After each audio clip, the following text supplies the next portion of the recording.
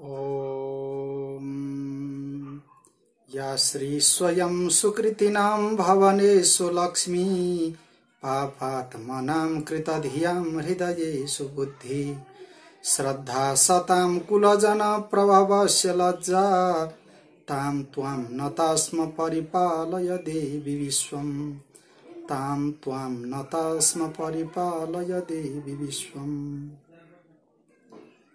ओम भगवत्यै महालक्ष्म्यै नमः।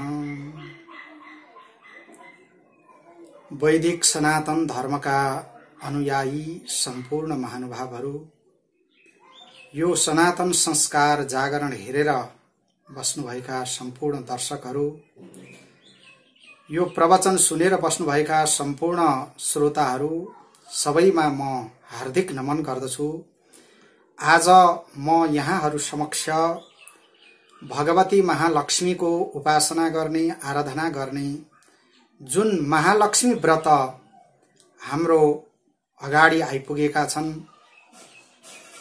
ती महालक्ष्मी व्रतका सम्बन्धमा भगवती महालक्ष्मी को चर्चा र गुणानुवाद लिएर उपस्थित भएको छु। भदौ शुक्ल सप्तमीबाट भगवती महालक्ष्मी को व्रत आरम्भ हुन्छ, जसलाई महालक्ष्मी व्रत आरम्भ भनेर बताइएको छ। भगवती महालक्ष्मी को आराधना गर्ने, पूजा गर्ने र भगवती महालक्ष्मीलाई प्रसन्न गराउने यो परम पावन पर्वको रूपमा महालक्ष्मी व्रतलाई हामी सम्पूर्ण सनातनीहरूले लिनुपर्ने हुन्छ। खास गरी भदौ शुक्ल सप्तमीबाट 16 दिनसम्म भगवती महालक्ष्मी को व्रत गरिन्छ। भदौ शुक्ल सप्तमीदेखि असोज कृष्ण अष्टमी का दिन भगवती महालक्ष्मी को व्रत समापन गरिन्छ। यसरी 16 दिनसम्म भगवती महालक्ष्मी को पूजा गर्ने, आराधना गर्ने, व्रत गर्ने परम पावन व्रतका रूपमा महालक्ष्मी व्रतलाई लिएको छ। 16 दिनसम्म सकेसम्म सनातनी नारीहरूले दिनको एकपल्ट मात्रै हविष्य भोजन गरेर भगवती महालक्ष्मी को व्रत गर्नुहुन्छ। ब्रह्मचर्यमा रहेर केवल जमिनहरुमा मात्रै शयन गरेर भगवती महालक्ष्मी को नित्य पूजा गरेर रात्रिमा भगवती महालक्ष्मी को 16 जोर बत्तीद्वारा दिव्य आरती गर्दै भगवती महालक्ष्मीलाई प्रसन्न तुल्याउने यस्तो किसिमको कार्य गर्नुहुन्छ। जब रात्रिमा चन्द्रमा उदाउनुहुन्छ, चन्द्रमाको दर्शन गरेर चन्द्रमालाई अर्घ्य प्रदान गरेर भगवती महालक्ष्मीलाई पनि अर्घ्य दिएर यसरी प्रत्येक दिन हविष्यको मात्रै भोजनद्वारा सनातनी नारीहरूले महालक्ष्मी व्रत गर्ने गर्नुहुन्छ। महालक्ष्मी व्रतको सम्बन्धमा साक्षात भगवान शंकरले नै भगवती महालक्ष्मी व्रतको विधि बताउनु भएको छ। भगवती महालक्ष्मी को चर्चा जब भगवान शंकरजीले गर्नु भएको थियो, पशुपतिनाथ भगवानसँग स्कंद कुमार सोध्नुहुन्छ, हे प्रभु, यसरी भगवती महालक्ष्मीलाई प्रसन्न गराउने यस्तो किसिमको उत्तम व्रत सबैभन्दा पहिले कसले गरेको थियो र यो संसारमा कसरी प्रकाशित हुँदै आएको हो? यदि म हजुरको प्रिय छु भने यसको रहस्य म जान्न चाहन्छु भनेर स्कंद कुमारले जब यसरी बताउनु भएको थियो, भगवान शंकरले स्कंद कुमारलाई भगवती महालक्ष्मीका व्रतका विषयमा सम्पूर्ण रहस्यहरू बताउनु भयो। भगवान पशुपतिनाथले स्कंद कुमारलाई बताउँदै भन्नु भएको छ, रम्य कुण्डिरनन नाम गरेको शहरमा चक्रवर्ती मंगलार्ण नाम गरेका राजा हुनुहुन्थ्यो। उहाँकी पद्मावती नाम गरेकी रानी हुनुहुन्थ्यो र एकजना ब्राह्मण उहाँको दरबारमा आउनुभयो र ती ब्राह्मणले सेवा गर्ने, राजाको सेवा गर्ने जब यस्तो इच्छा गर्नुभएको थियो, ती ब्राह्मणलाई उहाँले नियुक्त गर्नुभयो र ब्राह्मणको नाम तबल्लक भन्ने राख्नु भएको थियो। एक समयको कुरा हो, राजा मंगलार्ण शिकार खेल्न भनेर जंगलमा जानु भएछ। उहाँले धेरै वन्य मृग इत्यादिलाई मार्नु पनि भयो र अत्यन्त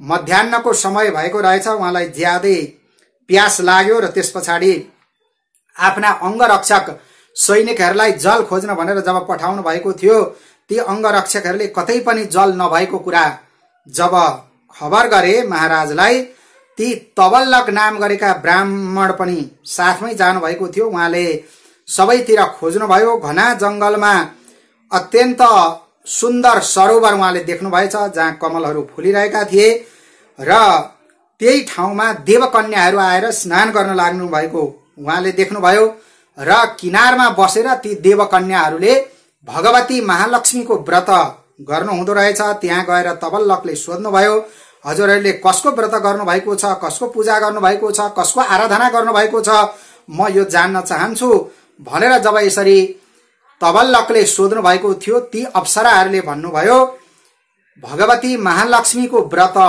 हामीले गरेका छौं र यो व्रतद्वारा भगवती महालक्ष्मीलाई सजिलैसँग प्रसन्न गराउन सकिन्छ। तिमी पनि यो व्रत गर र यो व्रत तिमीले पूरा गर्यौ भने सारा मनका आकांक्षाहरू पूरा हुनेछन् र सम्पूर्ण मनोकांक्षा पूरा गरेर भगवती महालक्ष्मीको दिव्य कृपा तिमीले प्राप्त गर्न सक्नेछौ भनेर ती देवाङ्गनाहरूले जब बताइदिनु भएको थियो, तबल्लक पनि अत्यन्त प्रसन्न हुनुभयो र उहाँहरूको संसर्गमा रहेर तबल्लकले त्यो व्रत पनि पूरा गर्नुभयो र त्यसपछि त्यो व्रत पूरा गरेर व्रतको पूजाको जुन रक्षा सूत्र थियो त्यो रक्षा सूत्र पनि हातमा बाँधेर राजालाई पनि एउटा रक्षा सूत्र ल्याएर उहाँ चाहिँ त्यहाँको जल लिएर राजाको समीपमा आउनुभयो। राजालाई त्यो पानी पिलाउनु भयो र त्यसपछि राजालाई सम्पूर्ण प्रसंगहरू बताएर त्यो रक्षा सूत्र जब राजालाई दाहिने हातमा उहाँले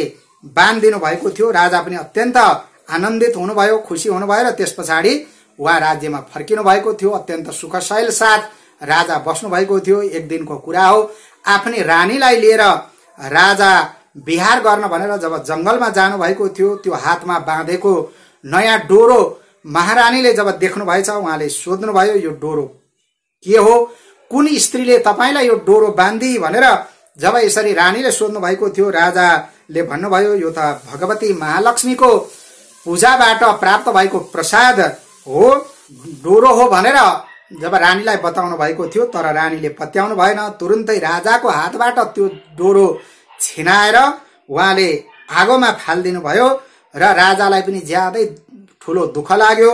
उहाँले रानीलाई माया नै नगरेर त्यो वनमा छाडेर एक्लै राजा मात्रै दरबारतिर फर्किनु भएछ। महारानीलाई ज्यादै कष्ट भयो, ज्यादै दुःख भयो र त्यो जंगलमा घुम्दै घुम्दै एउटा ऋषिको आश्रम उहाँले देख्नु भएछ। ऋषिको आश्रममा पुगेर ऋषिलाई उहाँले नमस्कार गर्नुभयो। त्यहाँ साक्षात गुरु वशिष्ठ हुनुहुन्थ्यो। वशिष्ठ ऋषिले जब त्यसरी दुखी भएकी रानीलाई देख्नु भएको थियो र सम्पूर्ण कुराहरू जब थाहा पाउनु भएको थियो, उहाँले आफ्नै आश्रममा रानीलाई संरक्षण गरेर राख्नुभयो र उहाँले ध्यान दृष्टिले सम्पूर्ण कुराहरू थाहा पाइसक्नु भएको थियो र रानीलाई महालक्ष्मी भगवतीको आराधना गर्ने यस्तो किसिमको आज्ञा उहाँले दिनुभएको थियो। भगवती महालक्ष्मीको आराधना उपासनामा यसरी महारानी पनि संलग्न हुन लाग्नुभयो र यस्ता प्रकारले रानीले जब त्यो व्रत पूरा गर्नुभएको थियो, उहाँका सारा दुःख कष्टहरू नाश भए। किनभने एक दिनको कुरा हो, राजा फेरि शिकार खेल्दै खेल्दै जंगलमा जानु भएको थियो र जंगलमा जाँदाखेरि एउटा मृगलाई उहाँले बाणद्वारा प्रहार गर्नुभएछ। त्यो मृग त्यहाँबाट त्यो बाणलाई लिएर जब भाग्न लागेको थियो, भाग्दै भाग्दै त्यही वशिष्ठ ऋषिको आश्रमतिर जब त्यो मृग पुगेको थियो, राजा पछि पछि दौडिँदै त्यहाँ जानुभयो र जाँदाखेरि एउटी सुन्दरी स्त्रीलाई जब उहाँले देख्नु भएको थियो, उहाँले सोध्नुभयो, तिमी को हौ, कहाँबाट आएकी हौ, यसरी ऋषिको आश्रममा तिमी जस्ती सुन्दरी कसरी बसिरहेकी छौ भनेर जब यसरी राजाले सोध्नु भएको थियो र ती रानीले भन्नुभयो, म त हजुरकै अर्धाङ्गिनी रानी हुँ भनेर सम्पूर्ण कुराहरू जब उहाँले बताउनु भएको थियो र त्यसपछि त राजाले पनि चिन्नुभयो। यसरी भगवती महालक्ष्मीको व्रत गरेको हुनाले राजा र रानीको त्यहाँ संयोग भयो, भेट भयो र अत्यन्त प्रसन्न भएर रानीलाई लिएर राजा दरबारमा फर्किनु भयो र जनता सारा प्रजाहरू पनि अत्यन्त प्रसन्न भएर राजा रानीको ठूलो स्वागत सत्कार उहाँहरूले चाहिँ गर्नुभएको थियो। यसरी ती राजा पछि गएर चक्रवर्ती बन्नुभयो र ती तबल्लक नाम गरेका जो ब्राह्मण हुनुहुन्थ्यो, ब्राह्मण पनि भगवती महालक्ष्मीको कृपाले गर्दाखेरि राजाको मन्त्री हुनुभएको थियो र यसरी भगवती महालक्ष्मीको प्रसन्नताले गर्दाखेरि सम्पूर्ण धन सम्पत्ति वैभवहरू उहाँहरूले चाहिँ प्राप्त गर्नुभएको थियो। यस्तो किसिमको भगवती महालक्ष्मीको दिव्य उपासना गर्ने, आराधना गर्ने महालक्ष्मी व्रत जुन रहेका छन्, यी व्रतलाई सम्पूर्ण सनातनी नारीहरूले, वैदिक धर्मका उपासक नारीहरूले पूरा गर्नुपर्दछ। यो व्रत धारण गर्नुपर्दछ। भगवती महालक्ष्मीलाई प्रसन्न गराउन सक्ने एक मात्र व्रतका रूपमा यसरी महालक्ष्मी व्रत रहेका छन् भनेर व्रतको महात्म्य पनि बताइएको छ। जसले यसरी भगवती महालक्ष्मीको व्रत उपासना गर्नुहुन्छ, अनुष्ठान गर्नुहुन्छ भने उहाँहरूले सारा सिद्धिहरू पनि प्राप्त गर्न सक्नुहुन्छ। उहाँहरूबाट सारा लोकपालहरू, देवताहरू पनि प्रसन्न हुनुहुन्छ। त्यसैगरी भगवान नारायण, भगवान शंकरजी, त्यसैगरी भगवान ब्रह्माजी पनि प्रसन्न हुन सक्नुहुन्छ।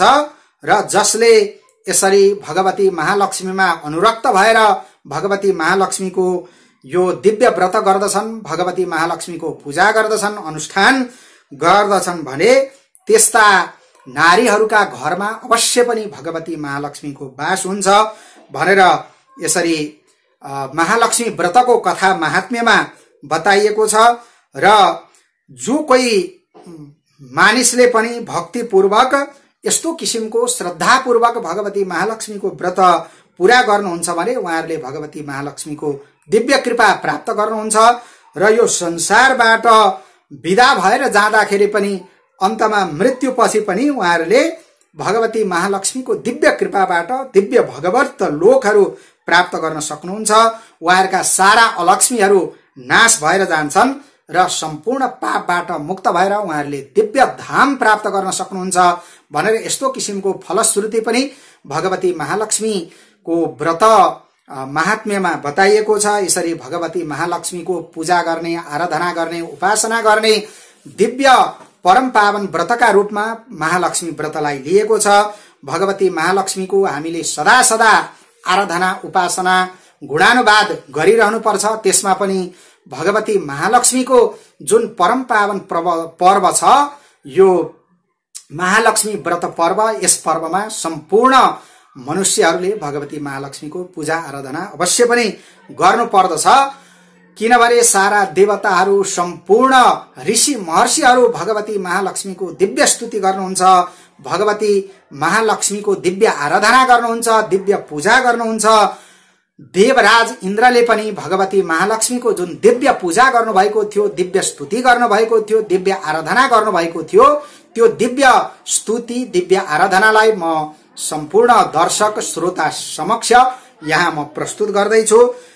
महालक्ष्मीष्टकम् इन्द्र उवाच नमस्तेस्तु महामाये श्रीपीठे सुरपूजिते शंख चक्र गदा हस्ते महालक्ष्मी नमोस्तुते। नमस्ते गरुडारूढे कोलासुर भयंकरी सर्व पाप हरे देवी महालक्ष्मी नमोस्तुते। सर्वज्ञे सर्ववरदे सर्वदुष्ट भयंकरी सर्व दुःख हरे देवी महालक्ष्मी नमोस्तुते। सिद्धि बुद्धि प्रदे देवी भुक्ति मुक्ति प्रदायिनी मंत्रपूते सदा देवी महालक्ष्मी नमोस्तुते। आद्यंतरहिते देवी आद्य शक्ति महेश्वरी योगजे योग संभूते महालक्ष्मी नमोस्तुते। स्थूल सूक्ष्म महारौद्रे महाशक्ति महोदरे महापाप हरे देवी महालक्ष्मी नमोस्तुते। पद्मासन स्थिते देवी परब्रह्म स्वरूपिणी परमेशी जगन्मातर महालक्ष्मी नमोस्तुते। श्वेतांबर धरे देवी नानालंकार भूषिते जगत स्थिते जगन्मातर महालक्ष्मी नमोस्तुते। महालक्ष्मीष्टकम् स्तोत्रम् य पठेत् भक्तिमान् नर सर्वसिद्धिमवाप्नोति राज्यं प्राप्नोति सर्वदा। एककाले पठेन्नित्यं महापाप विनाशनम् द्विकालं य पठेन्नित्यं धनधान्य समन्वित। त्रिकालं य पठेन्नित्यं महाशत्रु विनाशनम् महालक्ष्मीर्भवेन्नित्यं प्रसन्ना वरदा शुभा। त्रिकालम्य पठे नित्यं महाशत्रु विनाशनम महालक्ष्मीर्भवे नित्यं प्रसन्ना वरदा शुभा। हरि ओम तत्सत्। श्री इन्द्रकृतम महालक्ष्म्यष्टकम। यसरी देवराज इन्द्रले पनि भगवती महालक्ष्मीको दिव्य आराधना दिव्य स्तुति गर्नुभएको थियो। इन्द्र महाराज भगवती महालक्ष्मीको दिव्य स्तुति गर्दै भन्नुहुन्छ, हे भगवती, हे महालक्ष्मी, हजुर श्री पीठमा पूजित हुनुहुन्छ, स्थित भएर रहनु भएको छ। श्री पीठमा हजुरको वास भएको छ। सारा देवताहरूले हजुरको पूजा गरेका छन्। हे महामाया, हजुरलाई म बारम्बार नमस्कार गर्दछु। हजुरले आफ्ना हातहरूमा शंख धारण गर्नुभएको छ, चक्र, त्यसैगरी गदा धारण गर्नुभएको छ। हे महालक्ष्मी, हजुरलाई म बारम्बार प्रणाम गर्दछु। जो गरुडमा आरूढ भएर कोलासुरलाई भय प्रदान गरिरहनु भएको छ, हे भगवती महालक्ष्मी, हजुरले सम्पूर्ण पाप राशिहरूलाई समाप्त गर्नुभएको छ। हजुरलाई म बारम्बार प्रणाम गर्दछु, किनभने हजुरले संसारका सम्पूर्ण कुराहरूलाई जान्नु भएको छ। सारा ज्ञानको राशिलाई हजुरले प्राप्त गर्नु भएको छ। सम्पूर्ण ज्ञानकी खानीका रूपमा हजुर रहनु भएको छ। सारालाई इच्छित वरदान दिन हजुर समर्थशाली हुनुहुन्छ। सारा दुष्टहरूलाई भय प्रदान गर्नका लागि, त्यसैगरी सारा जो शरणागतहरू छन्, जो आफ्ना सन्मुख भएका जो प्राणीहरू छन्, उनीहरूका सम्पूर्ण दुःखलाई हजुरले समाप्त गरिदिनु भएको छ। हे देवी, हे महालक्ष्मी, हजुरलाई नमस्कार छ, किनभने हजुरले सम्पूर्ण सिद्धिहरू, त्यसैगरी बुद्धि, भोग, मोक्ष सारा कुराहरू प्रदान गर्न समर्थशाली हुनुहुन्छ र मन्त्रद्वारा जो अत्यन्त पवित्र हुनुहुन्छ। हे भगवती महालक्ष्मी, हजुरलाई सदा सदा हामीहरू प्रणाम गरिरहन्छौं। हे देवी, हजुर आदि अन्त इत्यादिले रहित हुनुहुन्छ। आदि शक्तिका रूपमा सम्पूर्ण शास्त्रहरूले हजुरलाई यसरी बताइरहेका छन्। हे महेश्वरी, सारा योगहरूको पनि आदि कारण हुनुभएकी, योगबाट प्रकट हुनुभएकी हे महालक्ष्मी, हजुरलाई नमस्कार गर्दछु। हे देवी, हजुर स्थूल भन्दा पनि अत्यन्त स्थूल हुनुहुन्छ, त्यसैगरी सूक्ष्म भन्दा पनि अत्यन्त सूक्ष्म हुनुहुन्छ। महारौद्र रूपिणी हुनुहुन्छ। सारा संसारलाई, सारा दुष्टहरूलाई महाभय प्रदान गर्न सक्ने यस्ती महाशक्तिका रूपमा हजुर रहनु भएको छ। हे महोदरा, सम्पूर्ण ठूला ठूला पाप राशिहरूलाई पनि हजुरले नाश गर्न सक्नुहुन्छ। त्यस्ती देवी हुनुभएकी, त्यस्ती महालक्ष्मी हुनुभएकी हे भगवती, हजुरलाई नमस्कार गर्दछु। हजुर कस्तो भने कमलका आसनमा विराजमान हुनुहुन्छ। परब्रह्म स्वरूपिणीका रूपमा हजुर रहनु भएको छ। चराचर जगतलाई हजुरले नै सञ्चालन गर्नु भएको छ। हे परमेश्वरी, हे जगदम्बा, हे महालक्ष्मी, हजुरलाई म नमस्कार गर्दछु। हे देवी, हजुरले सेतो वस्त्र धारण गर्नु भएको छ। त्यसैगरी विभिन्न किसिमका आभूषणहरूले हजुर विराजित हुनुहुन्छ, आभूषित हुनुहुन्छ र सम्पूर्ण चराचर जगतमा व्याप्त भएर हजुर रहनु भएको छ। हजुर नभएको भन्ने कुरा कहीँ पनि छैन। अखिल लोकलाई हजुरले जन्म दिनु भएको हो, अखिल लोकलाई हजुरले पालन गर्नु भएको हो। हे महालक्ष्मी, हजुरका चरणारविन्दमा मेरो प्रणाम छ भनेर यस्ता प्रकारले दिव्य स्तुति देवराज इन्द्रले गर्नुभएको छ। जुन दिव्य स्तुतिलाई महालक्ष्म्यष्टक भनेर भनिन्छ। महालक्ष्म्यष्टकलाई जसले भक्तिले युक्त भएर, श्रद्धाले युक्त भएर महालक्ष्मीका यी अष्टकलाई, यी स्तोत्रलाई सदा पाठ गर्नुहुन्छ भने उहाँहरूले सम्पूर्ण सिद्धिहरू प्राप्त गर्न सक्नुहुन्छ। राज्य वैभवहरू प्राप्त गर्न सक्नुहुन्छ। धनधान्य इत्यादि प्राप्त गर्न सक्नुहुन्छ। जसले प्रत्येक दिन एक पटक मात्रै पनि भगवती महालक्ष्मीका यी दिव्य स्तोत्रहरू पाठ गर्नुभयो भने उहाँका सम्पूर्ण पापहरू नष्ट भएर जान्छन्। सम्पूर्ण पापहरू, ठूला ठूला पापहरू पनि सारा समाप्त भएर जान्छन्। जसले दिनमा 2 पटक प्रातःकालमा र सायंकालमा पाठ गर्नुहुन्छ भने उहाँहरूले पनि सारा धन धान्य इत्यादि प्राप्त गर्न सक्नुहुन्छ। सम्पूर्ण सुख वैभवहरू प्राप्त गर्न सक्नुहुन्छ। त्यसैगरी जसले प्रत्येक दिन प्रातःकालमा भयो, मध्याह्नकालमा भयो, त्यसैगरी सायंकालमा भयो, 3 समयमा जसले भगवती महालक्ष्मीका यी दिव्य स्तोत्रहरू पाठ गर्नुहुन्छ भने उहाँहरूले प्राप्त गर्न नसक्ने भन्ने कुरा केही पनि हुँदैन। सम्पूर्ण धनधान्य सुख वैभवहरू उहाँले प्राप्त गर्न सक्नुहुन्छ। ठूला ठूला शत्रुहरू पनि उहाँहरूका चाहिँ नाश भएर जान्छन् र भगवती महालक्ष्मीको दिव्य कृपा उहाँहरूले प्राप्त गर्न सक्नुहुन्छ। त्यस्ता भक्तमाथि कल्याणकारिणी वरदायिनी भगवती महालक्ष्मी अत्यन्त प्रसन्न हुनुहुन्छ र भगवती महालक्ष्मी प्रसन्न हुनुभयो भने फेरि हामी संसारी मनुष्यहरूले प्राप्त गर्न नसक्ने भन्ने कुरा केही पनि बाँकी रहँदैन। त्यसै हुनाले भगवती महालक्ष्मीका यी परम पावन व्रतलाई सबैले पालना गरौं, सबैले धारण गरौं र भगवती महालक्ष्मीको पूजा आराधना स्तुति र गुणानुवाद गर्दै भगवती महालक्ष्मीलाई प्रसन्न तुल्याउने यस्तो किसिमको प्रयास हामी सम्पूर्ण वैदिक सनातनी सम्पूर्ण हिन्दूहरूले पालन गरौं भन्ने यो विशेष आग्रह सम्पूर्ण दर्शक श्रोता महानुभावहरूमा गर्दै भगवती महालक्ष्मीका चरणारविन्दमा यी सारा मेरा बाणीहरूलाई आज समर्पण गर्दछु।